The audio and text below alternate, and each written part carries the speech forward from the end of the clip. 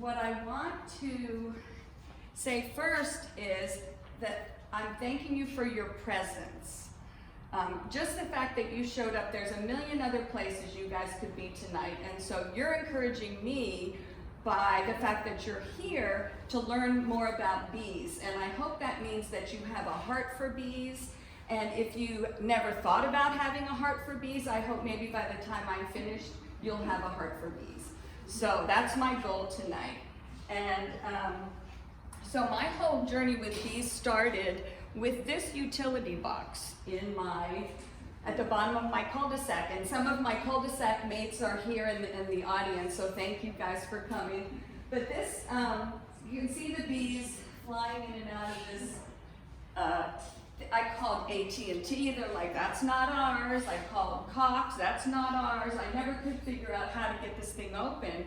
And so at some point, somebody came and sprayed something in it and killed the bees. And I was really sad about it. And I attended a Master Gardener seminar, and this woman named Diane Bush talked about bees.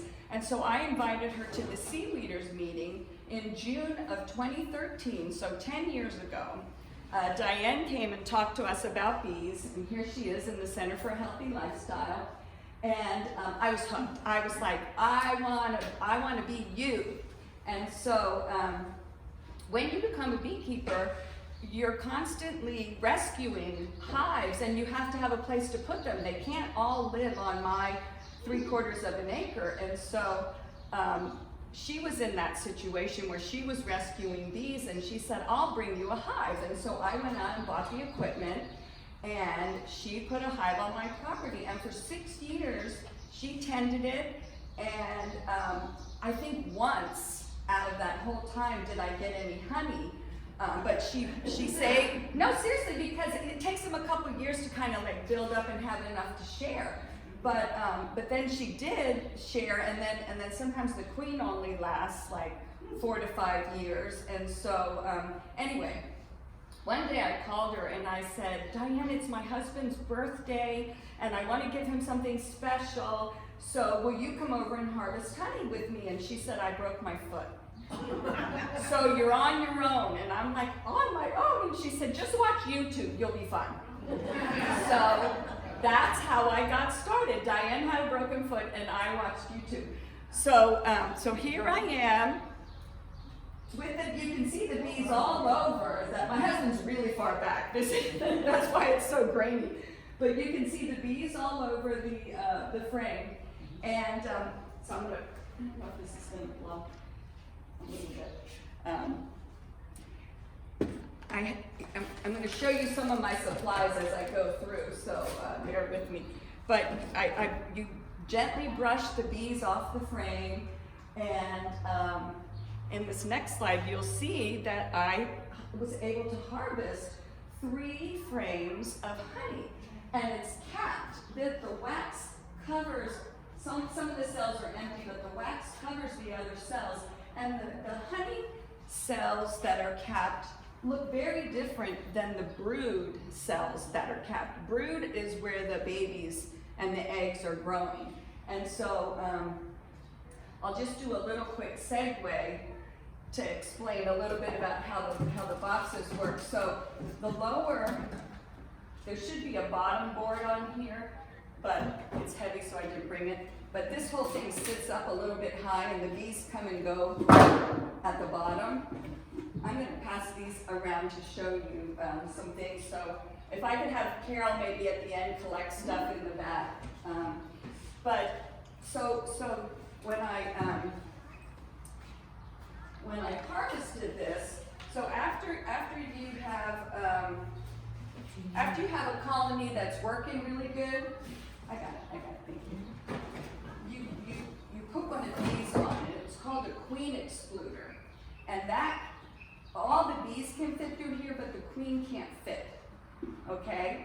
And then you put on this other box that's called a honey super, and that sits up here. And because the queen can't lay eggs, you get frames just pure honey. You don't have to worry about there being babies in the honey. Does that make sense? So then you have all these little frames. And so one of the greatest things about living in Solana Beach is we are minutes from Knorr Candle Factory. And Knorr Candle Factory has all of these supplies. They have a whole beekeeping section in the back. And so if you ever need anything, the soup, any of the stuff I have here, they have at Knorr. So I'm gonna pass these two frames around. This one is made of natural beeswax from Knorr, and this is what you get from Amazon. And it's plastic with wax sprayed on it or something. So it's just interesting to see, guess which one the bees prefer? This one. So it's just kind of fun to see, and you can kind of see the weight of these. The plastic one is a little heavier, and they also make black plastic. And I can't imagine what it's like to be inside that dark hive, but maybe it's so dark they don't even notice that the plastic's black. But anyway, I much prefer the wax. So I wanted to show you that. And then after I spin the honey out, I'm going to show you that in a little bit. Well, actually, I'm going to keep going. So here's the honey I harvested. Here's me and a steak knife, scraping it into a sieve, and then I saw online that you use this extra micro fine mesh to strain everything out. And so what I'm literally doing is scraping all of the wax that the bees made all the way down to that plastic, not the plastic, the wax frame. And then I found out, well, first I'll show you my effort. So I got a pound of honey. And that's what my husband got for his birthday. This box now, so people. Exactly. Yeah. So that's I'm done with this. I just wanted to show you the super, so we're done with that. Well, I might need it.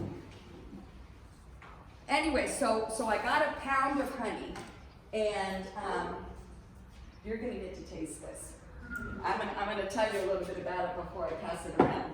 So, but after I went through this whole process, and I started, and I totally encourage you to go online and start asking Google questions about bees. How long do they live? How far do they fly? All these different questions. I'm not going to answer all of them because you can get that information on Google. I'm just going to tell you my experience, okay?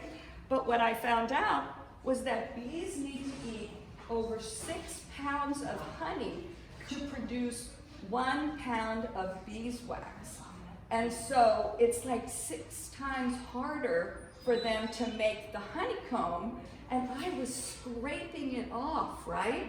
And I felt so bad about that I then, well, first I want to show you, this is a bee making wax. This is a very special picture because it shows that they have 4 sets of glands that excrete a little wax flake. And they work it up to their mouth and they chew it up, and this whole thing takes like 4 minutes per flake. And then they mold it with their mouth and spit it into the hive and make the cells. Perfect 6-sided cells. It's a miracle. So when I found out how hard it was for them to make wax, I decided I needed to buy a centrifugal spinner. So then what I do is I got a hot knife, right?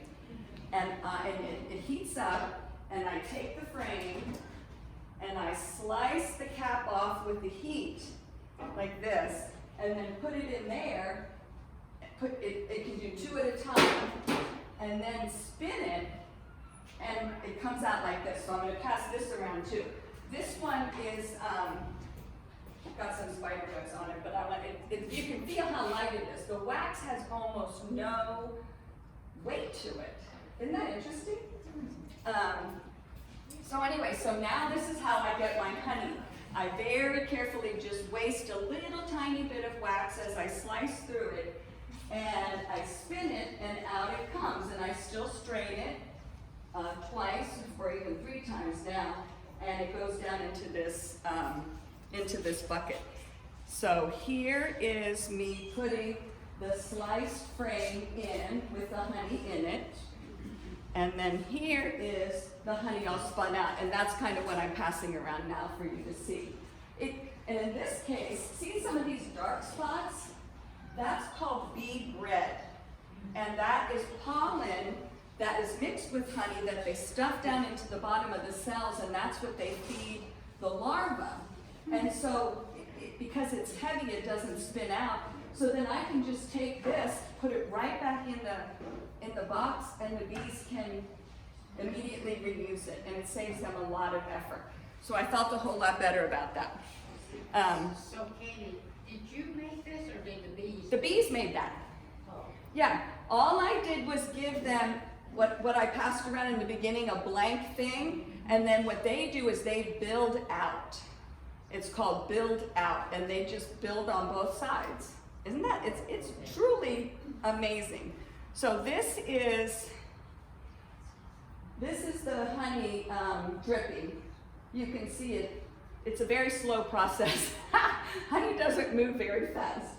But now I have a label, and I'm gonna pass this around. So Betsy Schultz, a lot of you know my friend Betsy, and you know some people golf together. Betsy and I keep bees together. And Betsy is a sculptor, and she sculpted this bee plaque. It's about this big, and it was for somebody's bathroom, I want to say. And I said, "That's so beautiful. Will you make it a label for me?" And so this is my label, and Bud is what my husband and I call each other. But it's also a take on flower bud. Get it? So anyway, I thought that was pretty cute. So during COVID, the golf course was closed. We live right on Loma Santa Fe Golf Course, and we could walk on it. It was really nice, you know. For how many months was that it was closed? I forget. But it was really nice. So Steve says, I think there's a beehive in that irrigation box. Go get your suit. So I put my suit on. And this is what was going on inside the irrigation box. So what's interesting is I didn't know that this is how bees made honeycomb, but you can see that it's like pancakes hanging perfectly spaced. Isn't that beautiful? So of course I called Betsy, and the next day we were at it, and here's the box that's all prepared for them, and you can see one of these was, I think there were a couple underneath there. But so here's what we did. We took a little end table, put it upside down, and put the box on top so that it was kind of balanced there. And you can see the brood. This is baby larva, pupas, and then the bees all tending to it, and they were very calm. They weren't all that mad at us, and so here you're going to see them kind of acting up a little bit. And here I am with my knife, and I'm going in there and I'm slicing that pancake off, right, and putting it into the wooden frame. Because like Nora, pre-fills it with wax, but the bees had their own wax all made, right? So I just punched out the middles and put a rubber band around it, several rubber bands around it to hold the bits together, and then put them in the box. And so we did this, however many of those little pancakes were there, each one got put into a frame. And then, we hoped we got the queen. We never saw her, but this is a picture of a queen. And you can see how all the worker bees, their wings go down to about the bottom of their abdomen, but the queen's abdomen goes much longer than her wings, and that's one of her characteristics. Another one is she has a smooth back where the rest of them have fuzzy backs because their backs collect pollen. And she never leaves, so she doesn't need to have a fuzzy back. So anyway, we put the box right on top. There were still some bees in the irrigation box, and so we kind of made a little drawbridge so that if the queen wasn't already in our box, she could walk up, because she can't fly, so she could walk up into the box. And then we left it. Oops. We left it, and so there they are back there. It's all set up, and we put some cones there, and we came back at night, plugged up the entrance, carried them home, and we got the queen, we got the whole thing, and this is one of my hives that's in my backyard. Last summer I had six that were going. I'm down to 4 right now. So this is a neat picture. So that, you know, our boxes look like this. This is in Istanbul. My friend Pia was just in Istanbul, and you can see the same honeycomb hanging inside these hollowed out logs. So that's their beekeeping system.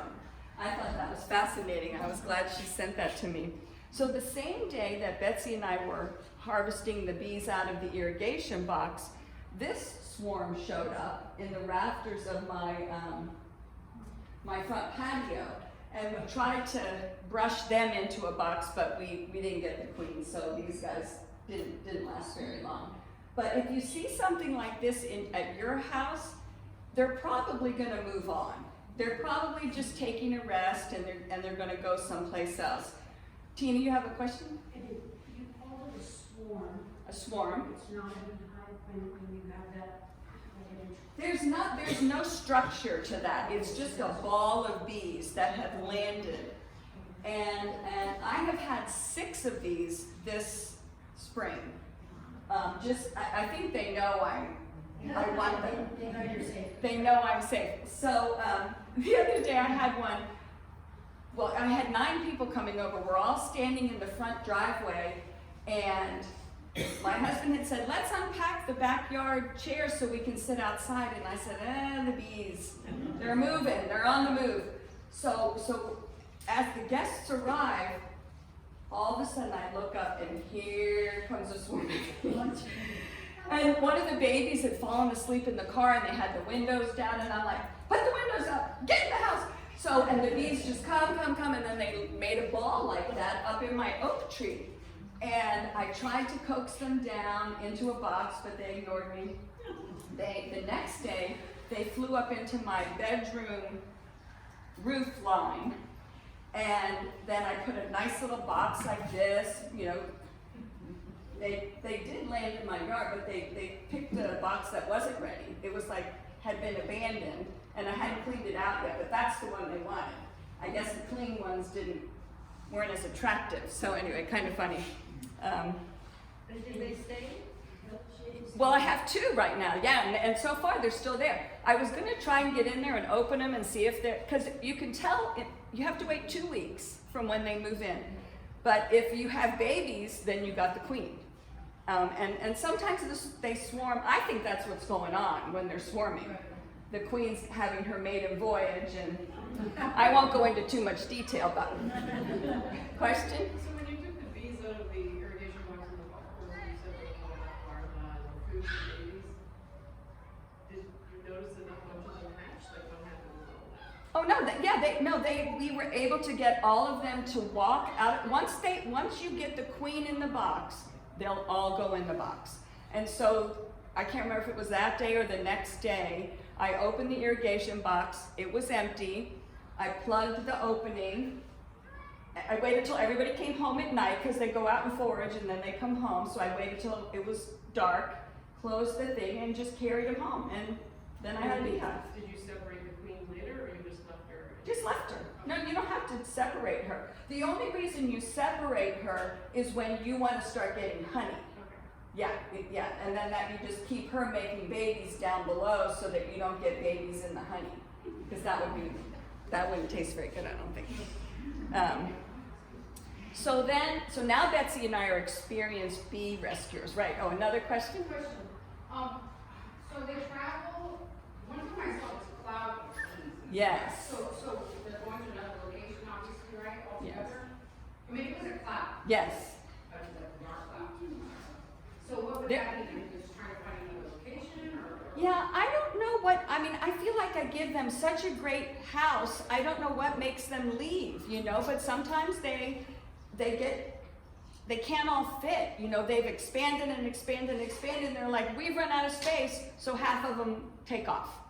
And sometimes they take off with the new queen, sometimes they take off with the old, I don't know, they can't take off with the old queen because she can't fly. So, but sometimes then the old queen dies, and then you have no queen, and then the whole hive dies. So it's, yeah, because I'm going to talk about their life cycle in a minute, but so Betsy and I are now experienced bee rescuers, and we go to this next house, our friend, and this is in her black compost bin, right? So they love dark spaces, and you can see how the older the wax gets, the more yellow it gets. And so this is like almost bright white, isn't that interesting? So this was a huge hive, huge. And we've got all of our gear, we're getting all set up. Betsy was completely zipped up. I was like this, still unpacking. And I like to put plywood down on the ground to keep the weeds from growing. Oh, this is fun. Remember those rubber bands I showed you that I used to hold the wax in? They drag them out. They bite them and they drag them out. Once they've attached their wax to my frame, isn't that funny? So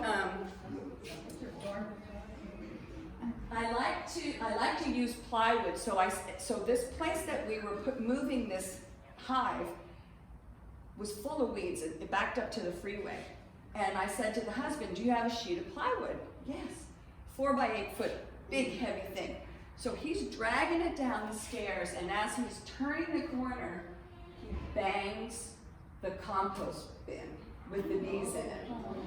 And they just, and I don't have my hood on yet. And they're just, stinging me, and we're running, and we grab the hose, and we're like hosing ourselves, and we're trying to get away from the bees. It was mayhem. It was mayhem. So this is me the next day. I had ice packs in my ski cap and a bandana holding more ice packs from my son's wisdom teeth extraction on my face. I just stayed in bed for 2 days and took Benadryl. It was miserable. It was miserable. So I never go out without putting my hood on anymore.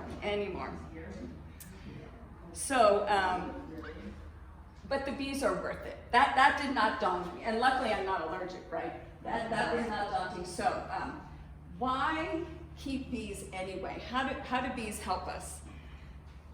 Bees have to fly 55,000 miles and visit 2 million flowers to collect 10 pounds of nectar to make 1 pound of honey. Do you know that 55,000 miles is more than once around the globe? Isn't that, I think it's 40,000 around the globe. Isn't that amazing? I mean, bees are busy. They are so busy. They're busy. Okay, did you mean they don't do it in a straight line, they're going Back and forth and back and forth. Yeah, it's like your like when you do your steps, you know, it's cumulative. So I want to show you a little bit about the life cycle of the bee. First, the queen lays the egg, then it becomes a larva, then they cap it, okay, like with wax, and I'll show you that, and then metamorphosis happened. Did you know that every winged insect goes through metamorphosis, not just butterflies? All flies, anything that has wings goes through metamorphosis. So, and then they emerge as the adult. And the math here is really cool. You just keep doubling. So 3 days as an egg, 6 days as larva, 12 days as a pupa metamorphosing. So total is 21 days, 3 weeks to go from an egg to an adult. So that's why I wait about 2 weeks when I capture a hive before I open it up, because if I open it too soon, they might leave because they're feeling threatened. But once there's a queen laying and doing her stuff, they've got to protect and fan. Apparently all this stuff has to happen at about 95 degrees inside, so they're air conditioning with their wings. The buzz that you hear from bees is the motion of their wings. Their wings flap 190 beats per second. That's what the buzz is. Isn't that interesting? So here's a picture of the egg. And the queen just drops her abdomen in there and puts the egg right in the center of each of those cells. And what I have found so fascinating, if you look to the back, see this Y shape? That is the same, so here's the Y shape right here, right? That's on the other side, okay? So they line up vertically, but they don't line up horizontally, because otherwise this egg might eat and go the wrong direction. You see, but it's got a barrier there that keeps it, anyway. It's a little bit of architecture that that happens in these hives. It's fascinating to me. Do they have a brain? Do they have a brain? Google that, somebody. I have heard that they're, what's the word? Sentient. They have feelings. So, and some people say they dream. I don't know how you tell if a bee is dreaming. But this, I wanted to show you, this is the larva. Okay, see the larva right here? And so this down here is these are not capped yet. Oh, you can see the wire that's going through here. So I guess because the wire, you see the wire going through here? Yeah. So they prefer not to put their babies where the wire is. Isn't that interesting? So the wire is, those cells are ignored by the queen, but she puts her babies here. And then up there you can see some honey that they're filling up. So this shows you what the brood looks like. So this is brood. Each of these little cells has a larva, a pupa metamorphosing in it. Do they sleep? They do sleep. They do sleep. So the honeybee's jobs are based on their age. When the bee hatches and it's 1 to 2 days old, it cleans cells, including the one that it was born in, okay? Days 3 through 11, they're feeding the other little maggot-looking larvas. Days 12 through 17, they're making wax, building the comb, carrying food all around the hive, and they have undertaker duties. If you think about it, if the queen is laying 1,000 eggs a day, that means another 1,000 are dying somewhere. Isn't that interesting? Because their life cycle, as you can see, they only last 45 days. 6 weeks is the life cycle of a bee. Isn't that incredible? In the winter on the East Coast, it's possible for a group of bees to overwinter, and they don't fly, they don't go anywhere. They just stay and very carefully consume the honey that's in the hive. But I cannot imagine being a beekeeper on the East Coast. It must be so hard. It must be so hard. So anyway, days 18 through 21, they have guard duty. They're protecting the entrance. We're going to talk about predators. And then the last 3 weeks of their life, they're the ones that are out flying and collecting the pollen, nectar, and water and bringing it back to the hive. So I really like this picture because you can, so see this bee up here, how it's got that fuzzy back and the fuzz on the side? And it's pretty big. It almost looks like it'd be a queen, huh? Because it's so big. But it's only big in relation to these guys because these are like newly hatched ones. And so it made it very clear to me the reason that they have to live inside the hive is because they're not fuzzy yet. Because the fuzz is what, and also they're small, they maybe can't fly as far. So they're the ones that are building with the wax, protecting, guarding, dragging the rubber bands out. But I thought that was a really cool picture where you can see immature bees and more mature bees. I took that picture, by the way. And then here is a mature bee, full of fuzz, full of pollen, so they have sacs on their legs that they use for stores, but the rest of this pollen just sticks to them, right? When they go in and out of flowers. And just like, I can't remember when I opened, Woody Allen has a famous quote, 90% of life is just showing up. And 90% of pollination is just a bee going into a flower. He doesn't do it, all the workers are she's. She doesn't do it on purpose. She's collecting nectar and water and pollen for herself and for her hive, but all the plants and all the trees and fruits and nuts get fertilized because she shows up. Isn't that interesting? I think it's a miracle. So here's another bee covered with pollen, just showing up. So part 3, how do we help the bees? Question? So the bees live 45 days, except the queen that lives 5 years. Yeah, the queen can live up to 5 years, yeah. How do you get a new queen? She just happens to lay one before she dies? I'm gonna talk about that in just a minute. And actually, I forgot to write it down, so I have the coolest thing to show you. When I was cleaning out a hive, I found a frame with a queen cell. See this big one right here? That's a queen cell. And so all these, I want to pass, where's my others? This is the other one on this end. Oh, here, yeah. So this is interesting. So this is a piece of comb. This is pretty dry. You can pick it up and touch it. This was brood comb. This is where they laid the babies, not where they made honey. And it's dark because they've used it over and over and over. Okay, I was cleaning out an old hive, so I saved this to show you. This, see how the ones on this are bigger? The holes are bigger. This is drone brood. The drones are the males, and they're bigger, and so they have to make a bigger hole for them to fit in. And this is the queen cell, and look how big that is.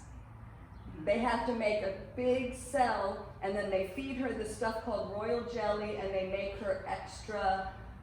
Any egg can become a queen. It just has to have enough space.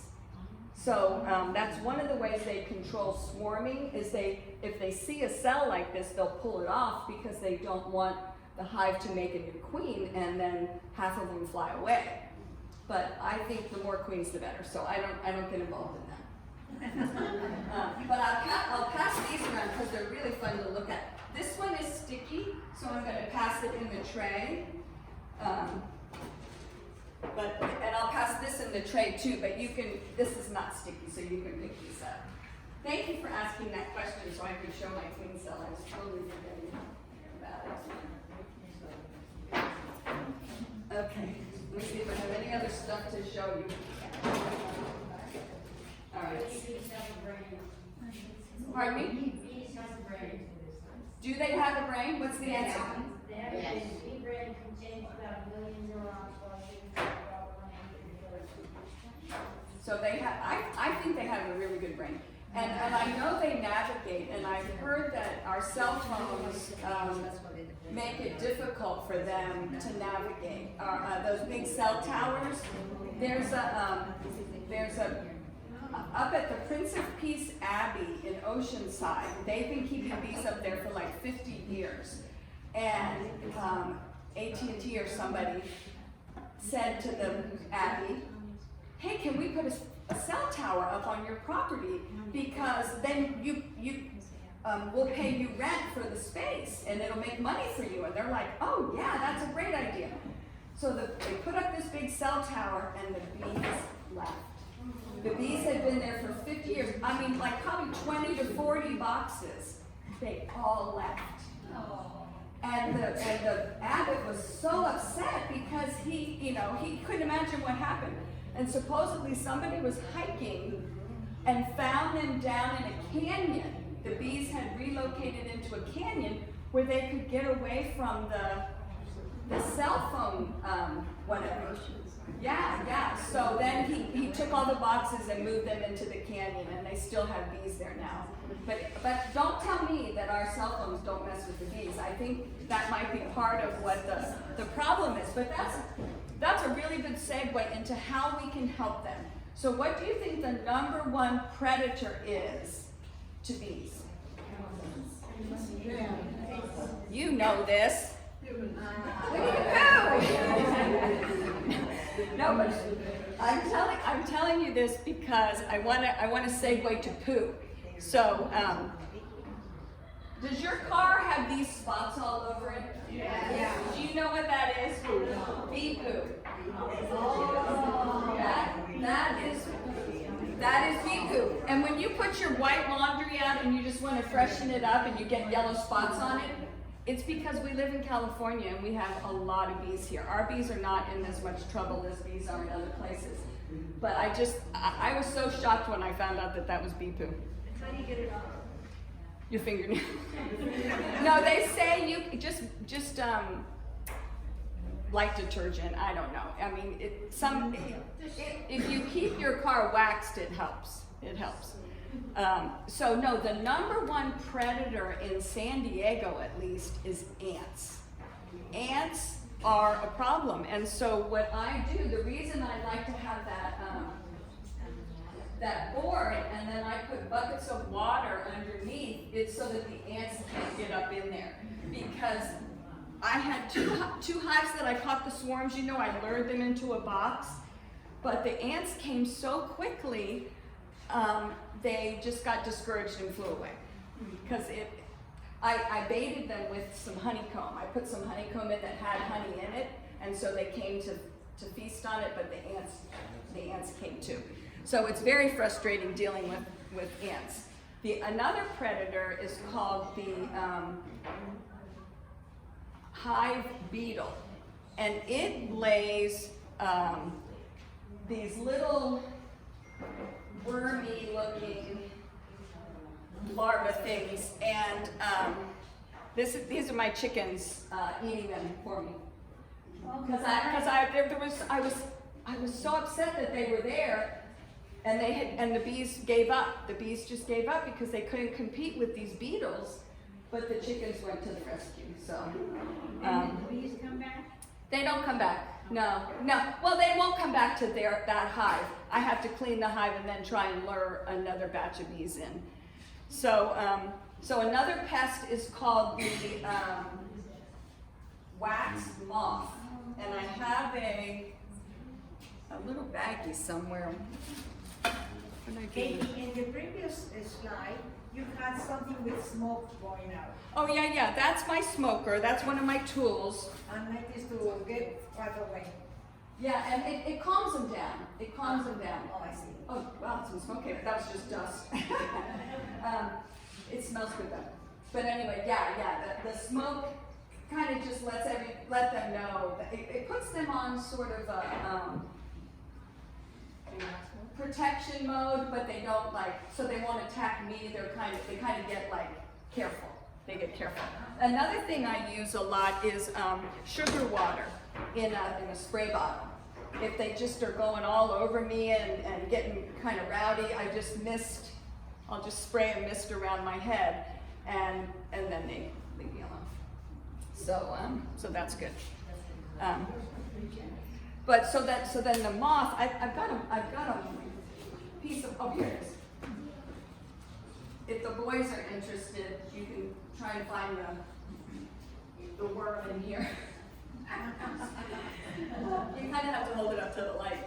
But anyway, the wax moth eats the wax, lays its eggs. The bees just get upset and then they leave. They're like, we can't compete.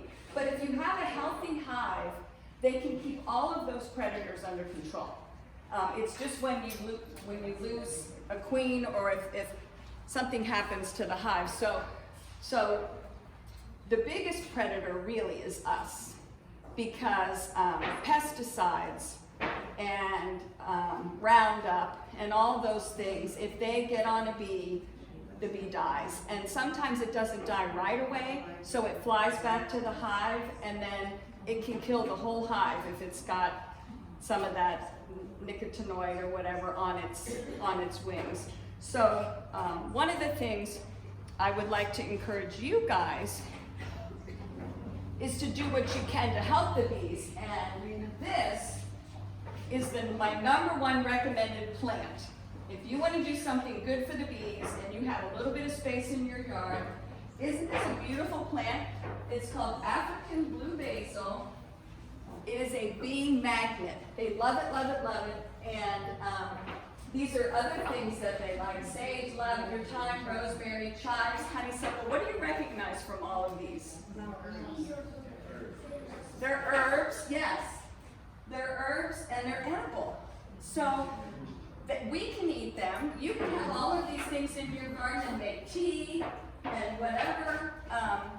But then they feed the bees too. So it's like a win-win. Bees pollinate all of our trees. They pollinate the citrus, avocados.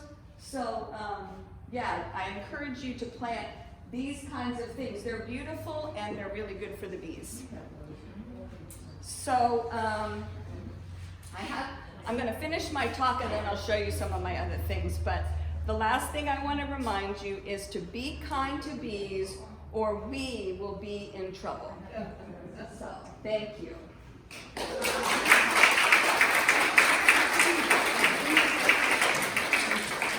So one of the things I wanted to share with you, so I was cleaning out an old hive. I had a hive, actually that one that we got stung at, the queen, it was like 3 or 4 years ago, the queen died, I guess this past winter, and the hive just kept getting smaller and smaller and smaller. There were no more babies happening.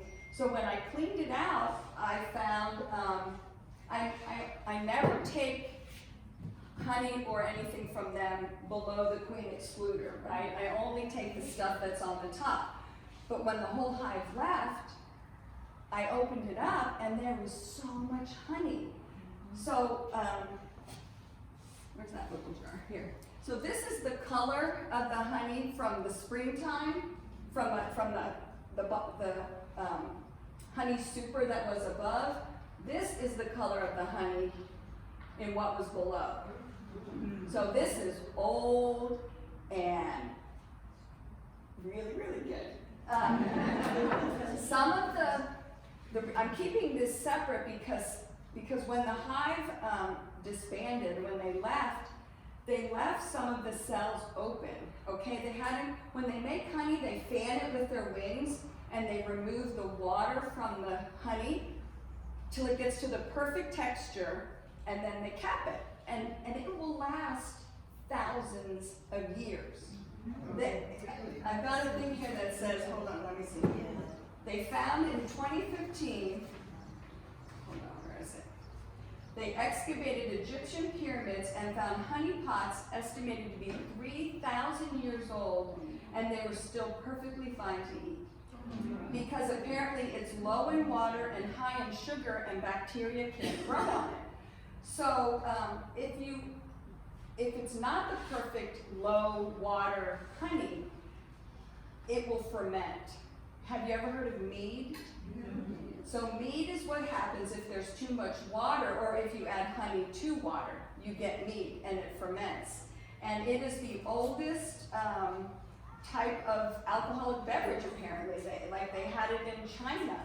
And this is funny, it said that mead is responsible for the term honeymoon because it was served at weddings and the excess was given to the bride and groom in hopes that they would drink it for a moon, which was 30 days, after their wedding, in hopes that they would have a baby 9 months later. So that's where honeymoon comes from, if you did not know. I thought that was great. So, but when I was spinning this honey, because they hadn't finished drying it, there was some very wet honey, not quite honey, in the frame. It wasn't capped yet. So this is very ever so slightly fermented, It's really delicious. So I'm gonna pass this around with clean spoons. And I'm gonna ask you to, just dip your spoon in. I'll do a demonstration. Just kind of dip the tip of your spoon in like that, okay, because it's drippy. And then kind of spin it. It is so good. I'm like one of those celebrity chefs eating my food, right? All right. So Pat, let's get those. So just do a dip. Maybe let me give you the used ones, and you collect the used ones. Oh, okay.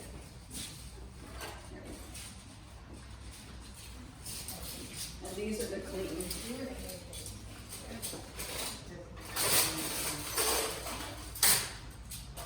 Yeah, put the cream in there.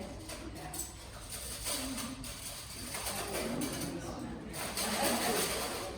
Just try and do a really good job keeping clean and use separate for me.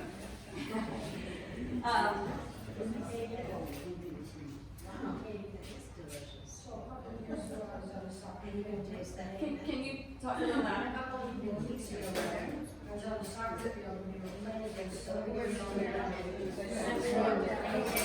Lay down. And everybody lay down. And swarm one over. Wow. They don't want to hurt you. You know bees die if they sting you. They don't want to sting you. I didn't lay down, I just didn't. You just let them go by. I was driving a convertible one day under the I-5 going like towards Skyline, and right as I got under, a swarm came under the 5. And I'm in my car. And they went over me, but it was like we merged right underneath the 5. It was super weird. So my smoker, this is fuel for the smoker. I actually saved the lid. I can buy this, it's expensive. Or I saved the lid from my dryer and avocado leaves and crush them up and make my own fuel and then put that in here. So that's a very important tool to have. You want us all to save old dryer lid? Yeah, no, don't say that. I have plenty, trust me. So I brought this to show you this. I'm going to take the lid off so you don't know what the brand is. But some people feed their bees sugar water.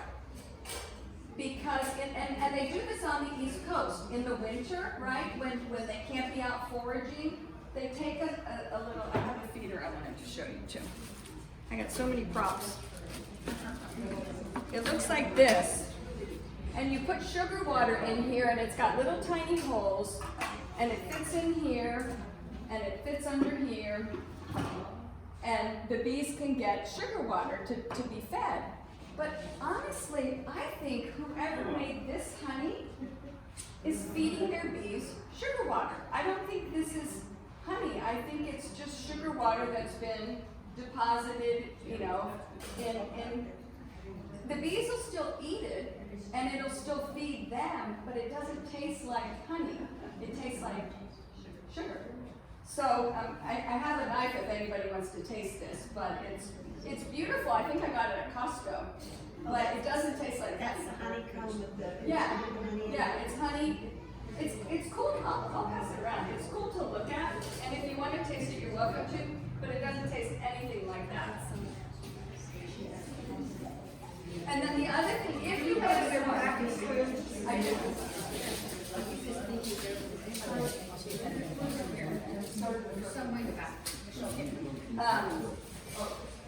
The other thing I wanted to tell you, if you have some bees show up at your house uninvited, and you're concerned about them moving it like to your dryer vent, well, I've rescued bees out of dryer vents before, or irrigation boxes. If you just go to Dixie Mine and get some mothballs and drop them in, they'll leave. Okay, they hate these things. They hate them. And if you have a place, under a deck or in the eave, and you want to be proactive, if you've got a hole, you can just put some mothballs up there and then put some tape on it. But yeah, they hate it. It won't hurt them, but they won't stay. They won't stay. So that's an easy way to get rid of bees. But like I said, if they just come and swarm, they're probably just gonna hang out for a day or two and then come to my house. We'll print out directions. Yeah. Give them a GPS. So I think that's all my props, all the stuff I have to tell you. I did want to tell you that I think that COVID, was really difficult for us for about 3 years, but now we're back together as a community, and I think just like the bees thrive in the community, we thrive in the community, and so I'm so glad that we're back together, and I just am so glad you came tonight, so thank you.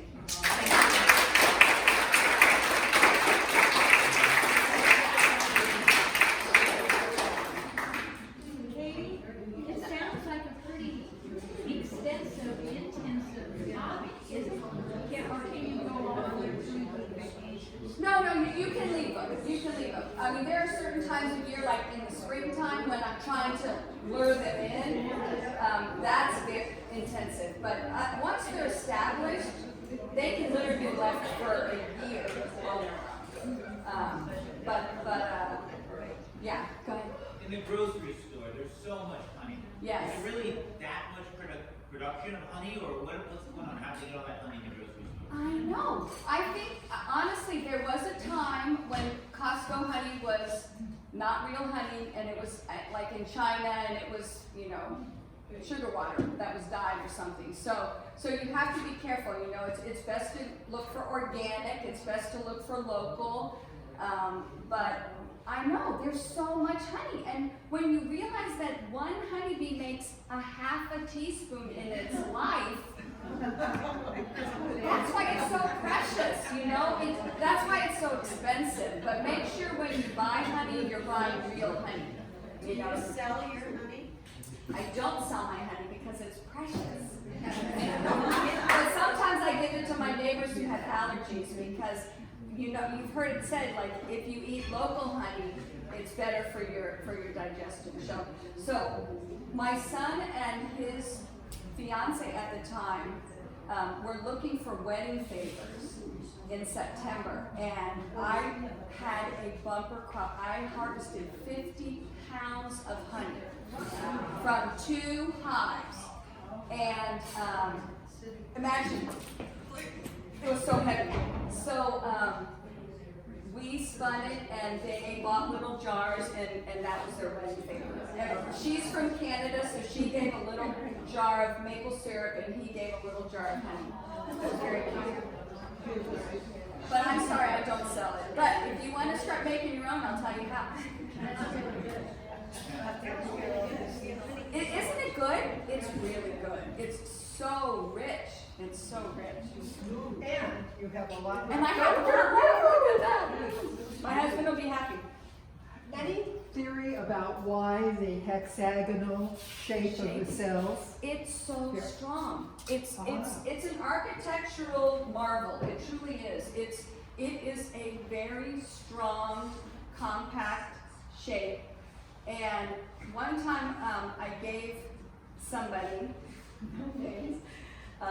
some of my, supposedly when you get pests like those beetles or those moths, you can take the frames and put them in the freezer, and that will kill the pathogens, and then you can reuse the wax. So I gave them to my friend, and instead of storing them like this in his car, he laid them like this.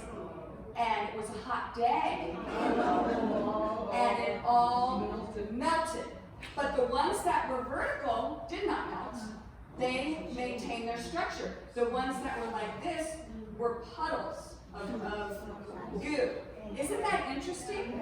So it taught me, like, wow, that shape is like super, super strong. And because I said it has to be 95 degrees inside the hive for the incubation and all that other kind of stuff, they miraculously came up with this pattern. If you look through here, you can see what I was talking about, the Y shape, how they're offset so that the babies only hatch in one direction. I hope you have a heart for bees now, because they really are fascinating.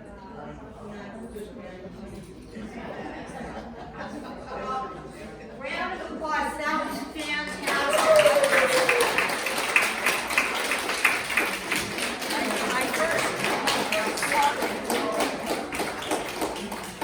I would think you've been doing that for years.